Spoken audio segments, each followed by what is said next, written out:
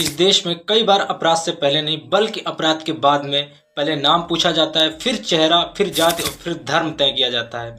फिर उसके बाद फैसला सुनाया जाता है कि न्याय मिलेगा या नहीं। ये व्यवस्था आप टीवी पर ही नहीं अपने आसपास भी देखी जा सकती है। गांव के चौपल और थाने के बाहर और भीड़ के बीच, जहां सबसे पहले पूछा जाता है कि किस जाति का, और उसी हिसाब से तय होता है कि कितनी जल्दी इंसाफ मिलेगा या नहीं मिलेगा। अगर नाम और पहचान अपनी लग जाए तो यह मामला अफवाह मान लिया जाता है।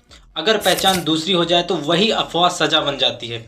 गांव में यह फर्क साफ दिखाई देता है। अगर पीड़ित दलित या अनुसूचित जात से है तो मामला अक्सर आपसी झगड़ा कहकर टाल दिया जाता है। एफआईआर में देरी होती है, धाराएं हल्की लगती है और न्याय सालों तक अटकता चला जाता है। 2020 में हाथरस पीड़िता अनुसूचित जात से थी। अपराध के बाद परिवार को थाने से अस्पताल तक भटकना पड़ा। पहले केस दर्ज होने में देरी, फिर बयान, फिर सबूत, और हर कदम पर सिस्टम की सुस्ती साफ दिखाई दी। यहाँ इंसाफ का समय पीड़िता की जात से तय होता है। 2017 में झारखंड, अलीमुद्दीन अंसारी का नाम, चेहरा और धर्म तीनों ने भीड़ का फैसला तय कर दिया। भीड़ ने सड़क पर पीटा और न्याय की प्रक्रिया को सालों तक लग गए।